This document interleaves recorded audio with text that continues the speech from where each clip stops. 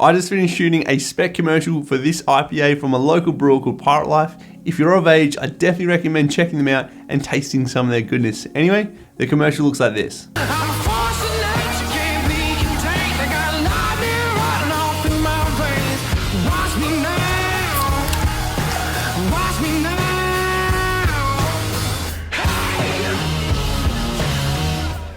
Both the shooting and the editing portions of this video took way too long, but you know what, it came out looking sick at the end, so that's what I'm happy about. I'm glad that I used a shot list for this shoot. Realistically, you should use one of these from every shoot that you go on. It just keeps things nice and simple and means that you know the plan that you're working toward. This wasn't a storyboard by any means, it was something just to keep me on track to make sure I was getting the right shots. Things like dolly shot at the start, the fake jib crane shot, both sides, tight frame, either sides of the frame, top half of can, top third, top quarter, droplets on the side, pouring the beer, hero shot, bubbles, all that sort of stuff.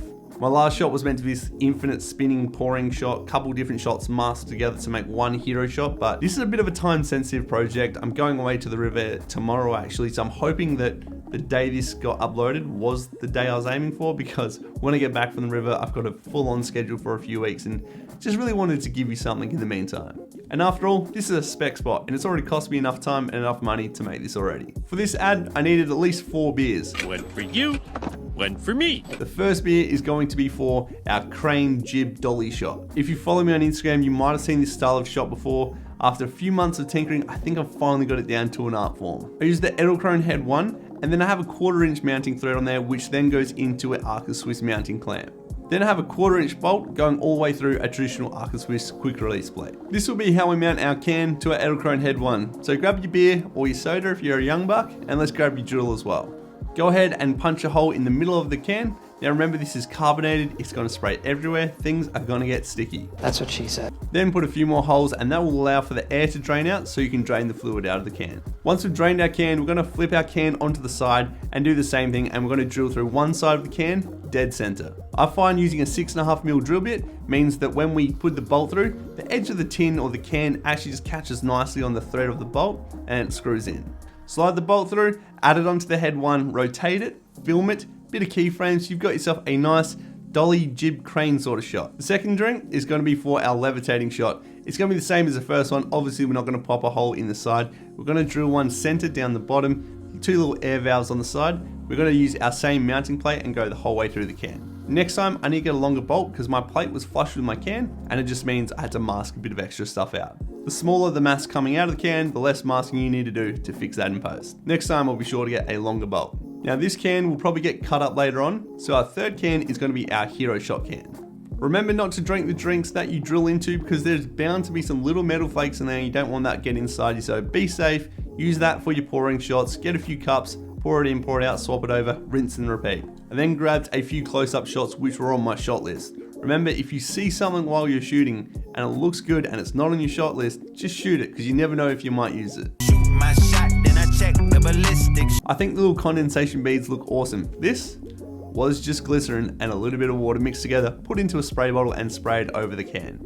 Using glycerin means that it just sticks there and it's not really prone to rolling off. If you use just water in a spray bottle, it sprays on, it doesn't really look very good and it just drips and falls off. This means you can take your time composing your shot and your beads should be in the same place from shot 1 to shot 2, whereas water, like I said, will just drop off. Glycerin is a bit of a very nice hack.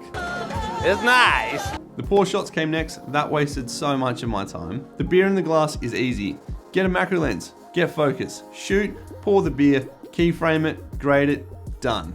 But the pouring the can into the glass, it came up alright, but I had bigger dreams of 2 extra shots. One was the probe lens through the can to try and get the can opening from the inside ahead of the beer rushing out. I wanted the probe lens to be inside as the beer opened and you saw the beer rush out. Oh, that did not work at all. This did not work and wasted much time and frustration. Beer everywhere, the garage now stinks, I ruined bat drops, I did a real number. This is only taking me like 2.5 hours. It's all good, it's all good. Also, washing your probe lens in the sink just seems a bit weird. Thus, I had to improvise. I used one of the cans I had earlier, I cut this up, just mangled it to all hell. As long as that top little bit pointing into the frame looked good, that's all that matters. I had this clamped with a Smallrig clamp onto a magic arm, onto another clamp, which was then clamped onto my light stand. With the can poking through the top left corner of frame, I then put a funnel in the back of the can, poured the beer that we emptied from those initial cans with little metal fragments in there, poured, shot, looks great. Once I had all the shots, it was a bit of effort in the computer, lots of masking, retiming, position, scaling, rotation, all that sort of stuff. And then making some rings for that opening sequence, add a few titles, and done, that's the edit. The lighting for this scene was pretty simple, but also kind of not. I used a bunch of Nanlite gear. They make really awesome products. If you're looking to get some lights, definitely recommend them. I used a Forza 300, I used two Forza 60s, I used two of the 4-foot Parva Tube 30Cs as well. First off, on the left side of the frame, I had a Forza 300. This was about can height or a little bit higher, and about level with the camera, shooting back with the reflector cone that comes with it, shooting through a 5-in-1 reflector. Obviously just the white side. Because we had that reflector cone on the front of the Forza 300, that meant light was being directed toward our subject. But then we were shooting through that scrim, and that meant it could bleed over and cover the whole background, which is really handy to give us a base to work with. Having the light at the same level as the camera shooting back meant that it was able to light not just the side of our can, but also the front. If you're going to use this method, just make sure you angle your reflector appropriately so it gives you a nice little contour to the bottle or the can or whatever. Next up is our backdrop. This is really important to light well. Initially, I had my PS5 box, a Forza 60 in the middle with two sandbags sandwiching that and holding that in place. Just finished setting this lighting setup, so tomorrow we can just get straight into shooting, no setup required.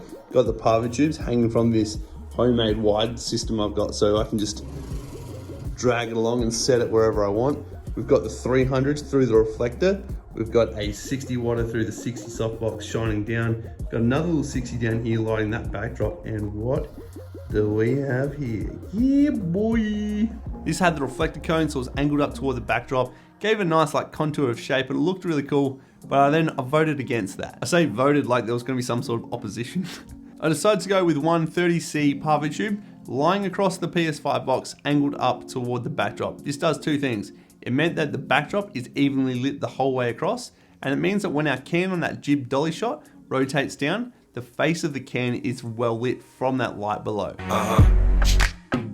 So seductive. If I use the Forza 60 with that cone, it means that it's angling all of its light up toward the backdrop. When that can comes down, dark side of the moon. And there seems to be no sign of intelligent life anywhere. Gonna be dark.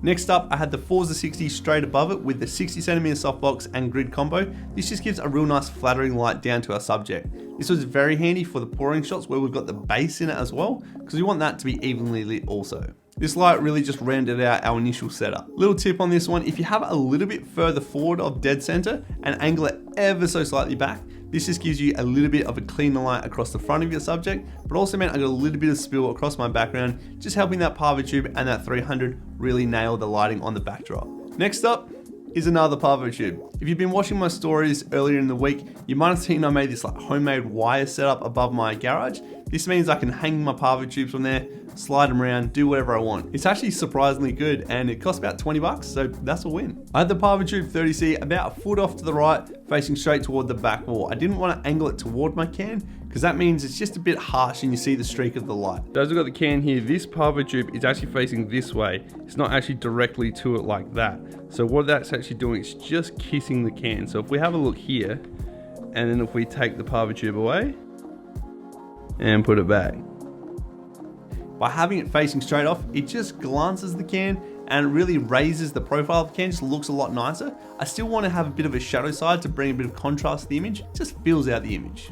It's these little touches that make things look so much better and can be all the difference. Finally, at the back of the room, I had another Forza 60 shooting through the reflector cone, angled at another sheet of diffusion. This just spread a light across the whole scene and it just kissed everything. It said, you know what, I've got your back. I'll lift you up where you fall down, and just made the scene a little bit better. It's these small little subtle touches that will just make your videos pop out and do the extra work, and it'll give you a real point of difference from I'll make competition down the road. Anything that you can do to make your videos pop and just a little bit juicier, you should be doing it.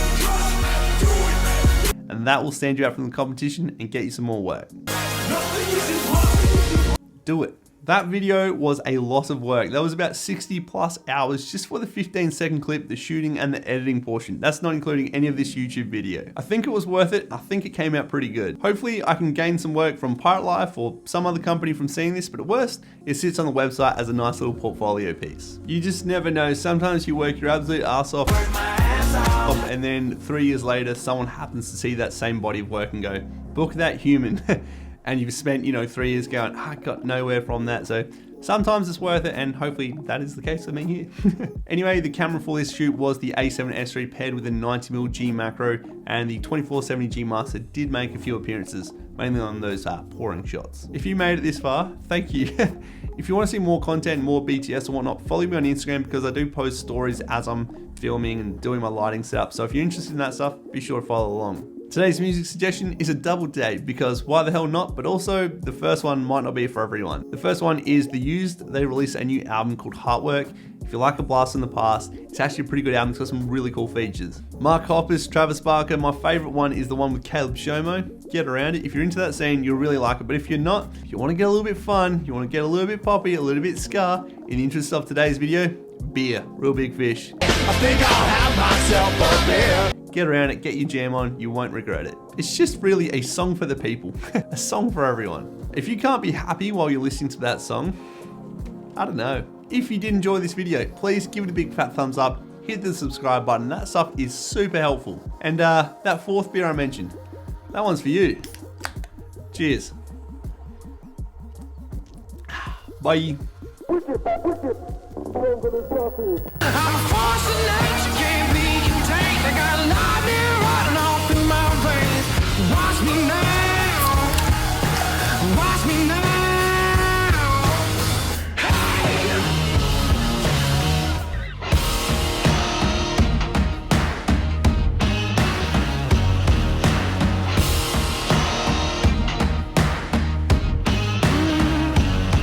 This is what you see, and this is what I see. Me on the run, cause I'm gone, yeah. I blaze trails, set fire to what's behind me. No, I'm never looking back, I'm on the run.